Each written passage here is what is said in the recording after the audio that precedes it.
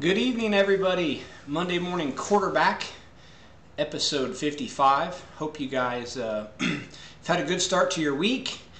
It's Monday evening here, and we are back. So glad to have you guys tonight. We're going to go over a couple things.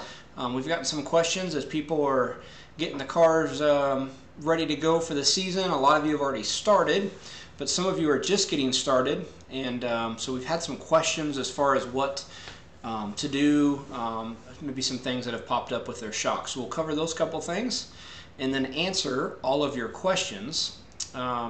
Last week we were at the Bloomington Speedway Friday night for the Larry Rice Classic USAC race, and then shot from there over to London, Ohio for the first round of the Midwest Thunder Quarter Midgets. Had a great day there. I think our customers won every class except for Junior Honda, so super good day for our customers. And then we're looking forward to another day of racing on Sunday. Midwest Thunder kind of splits. They run Honda and World Formulas on Saturday, and then Mod Formulas and Briggs Animal classes on Sunday. But unfortunately Sunday was a washout, so we headed home and got back to work. So anybody that's tuned in, I would love to hear how you did. If we try to promote all of our winners across the various social media platforms, whether it was through our Instagram or Facebook stories or our Facebook page or our Twitter, we try to share as many people that we identify that won on our product as possible. So some of you race in places where the tracks maybe don't have good social media presence and we can't see that you won, or we just don't know about it. So always let us know. We would love to include you in our next promotion. So looks like we got a handful of you guys tuned in. Thank you guys for tuning in, and we'll jump right in to a topic that has been brought up a couple times here, and it relates to the shock adjuster. So one of the things you'll notice when we went to the RS 15 and 17, we went to this smaller adjuster. And one of the reasons for that was with the bigger style AFCO knob, if this adjuster got in a jam, you could actually break the internal driver because you had enough leverage, where with this small one you really can't. Really the only way you can break it is if you take a pair of pliers to it or a wrench. The downside to this, with not much leverage, is if you adjust your shock too far one way, it might get jammed up and not go back the other direction. And the easy fix for that, I'll go through here in just a second. And another thing is, if you had the shock maybe sitting all winter and the seals have dried up and everything's kind of dried up, and now that adjuster's not moving real good, and maybe you didn't send your shocks in to get freshened, you didn't have a lot of nights on them or whatever, the easiest thing to do is break the jam nut free and unwind this guy off the shaft. Once you have it off, let's make sure that it moves free, which it should. Down inside there where the driver is in the detents, you could put a little bit of grease in there before you reassemble it. And when you go to reassemble it, you'll screw this all the way back on the shaft till it stops, bring the jam nut to it, jam it up, and that'll ensure none of your adjustments changed.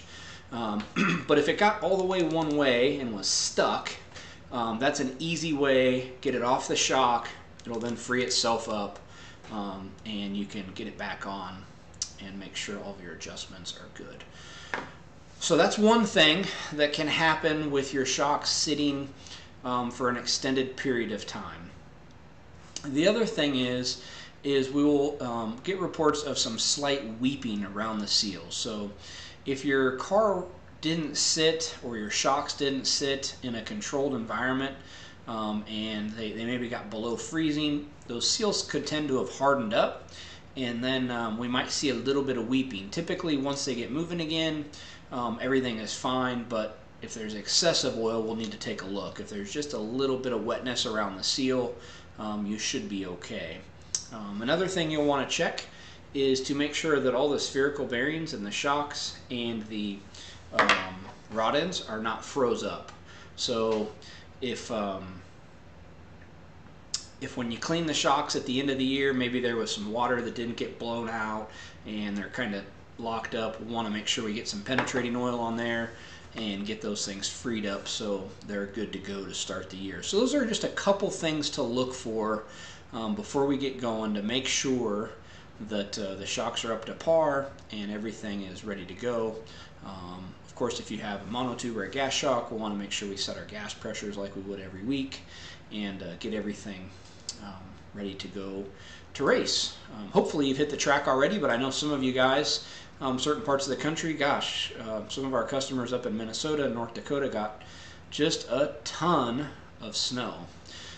So hopefully you guys are handling that weather okay and nobody has too much damage to their property or anything. Steven, I knew you were going to ask, so I'm going to give you a little sneak peek. The quick answer to your question is it's not available, and it's not because of a lack of hard work from Kevin Crum. He's been hustling, and so we have, as you can see on my cell phone, and this is an iPhone, you have a PitLogic icon and PitLogic for iPhone. So setups there. If we go to shocks, I have some shocks I've uploaded. You could, if I get one to click, see shock data. So it is a functioning and working app. It's not for the public yet. We have submitted the final version. So as we worked through it, we found a couple small bugs. We submitted the final version, and so hopefully in the next day or so it'll be live. So once it's live, we'll let all you know. And Steven, I'm going to message you first because you've been the guy who's been waiting for that Apple version. So it's super slick on the iPhone. Last week was the first time I actually had it on my phone and got to navigate through it. It's really clean and easy to use, and I loved the Android version and didn't think that Kevin could make any improvement to that, but the iPhone version is really, really slick. So looking forward to getting you guys that to check out. So it should be available this week, maybe tomorrow, maybe the next day, but we'll definitely let you know it's coming soon. Everything is working, and also for PitLogic people, customers that use the Android version currently, we now have a dirt modified template. So our friends at Bob Harris Enterprises helped us create that dirt modified template. So that's available for download. If you have any street stock friends or dirt modified friends, there's a really cool setup platform for them in there. And we've done some modifications to our junior sprint template. So a couple of you guys that race junior sprints had asked for a couple other things to make note of, some different block heights and different things. So we have a revised junior sprint template available for PitLogic as well. So we're also currently working on our website to break down our different setups a little better. So hopefully this week our web guy will have those kind of a facelift on the PitLogic page on our website so we can better sort setups. So we're trying to give you guys as much as we can that use PitLogic. It's a super helpful tool. I used it all day Saturday at the quarter midget track helping customers, and used it throughout the night at Bloomington Friday, just making sure everything worked. So super pumped for that.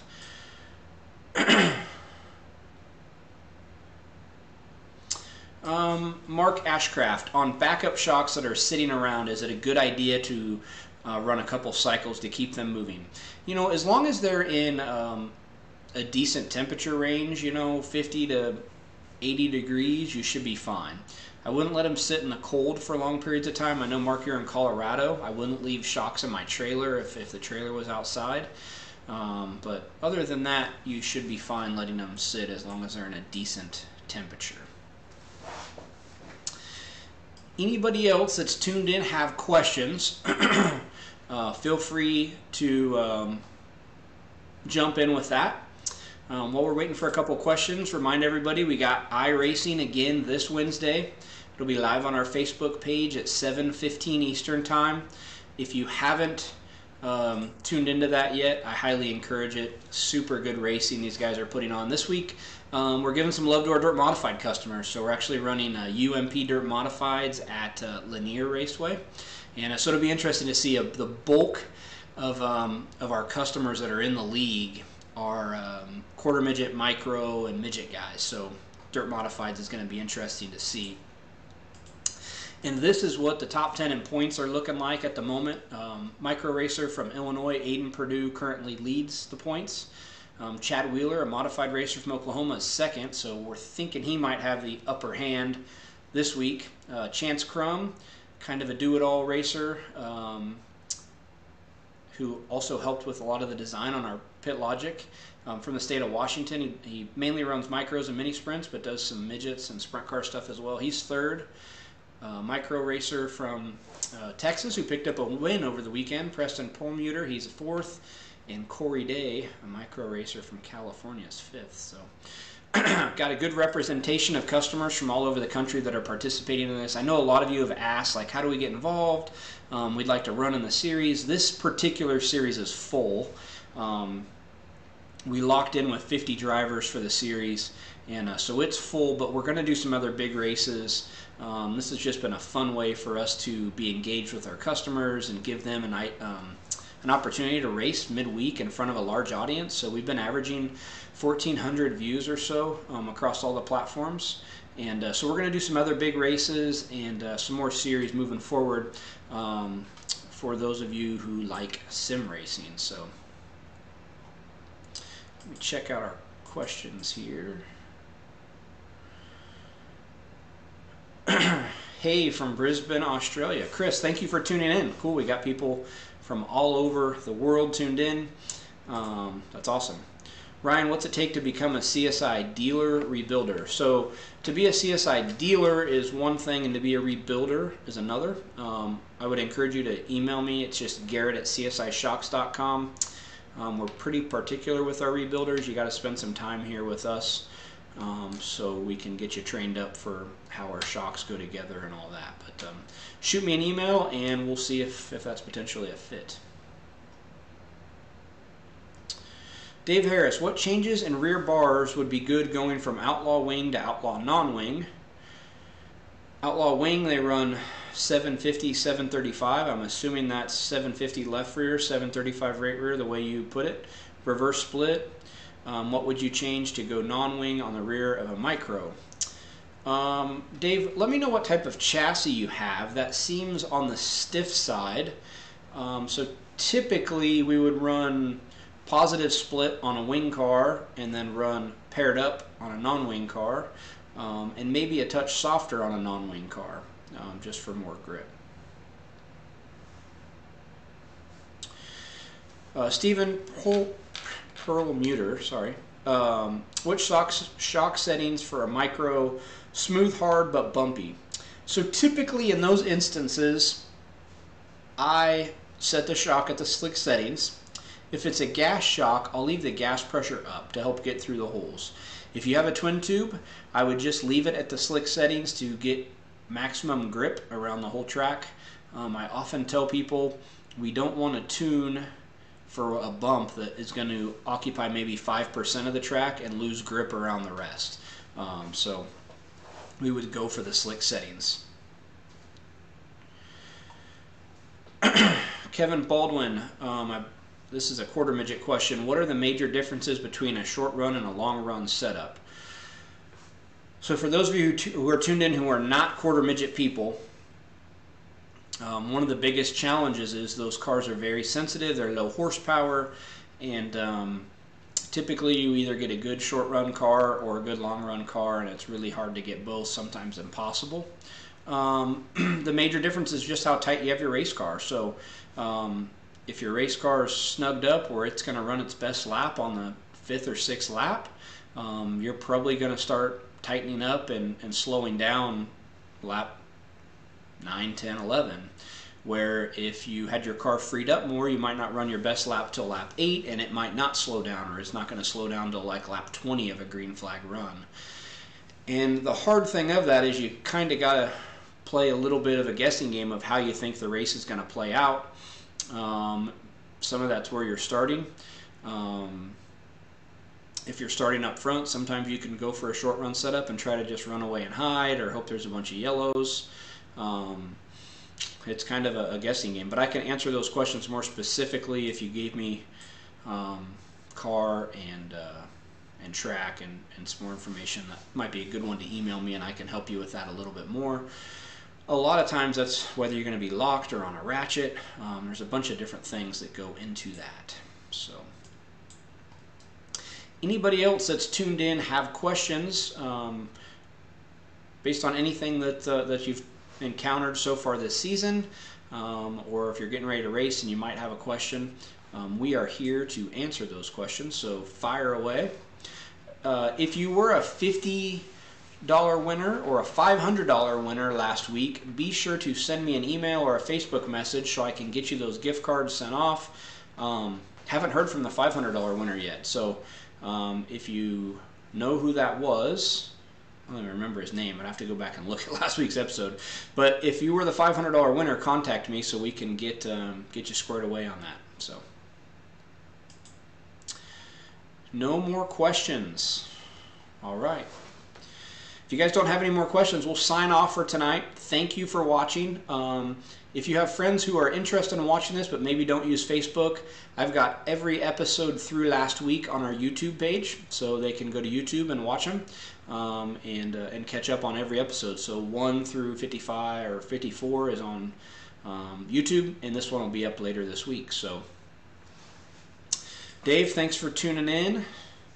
I know you're pouring a seat for a customer of ours tomorrow. Dave is our friend at Sharp Advantage, and we will have his carbon receiver and switch mounts on our website later this week. So we just sent those out for a photo, and of course we have his headrests on there for the quarter midget stuff. So good stuff from Sharp Advantage, taking care of a lot of our customers. So, all right, guys, no more questions. We'll let you go. We hope you have a great week.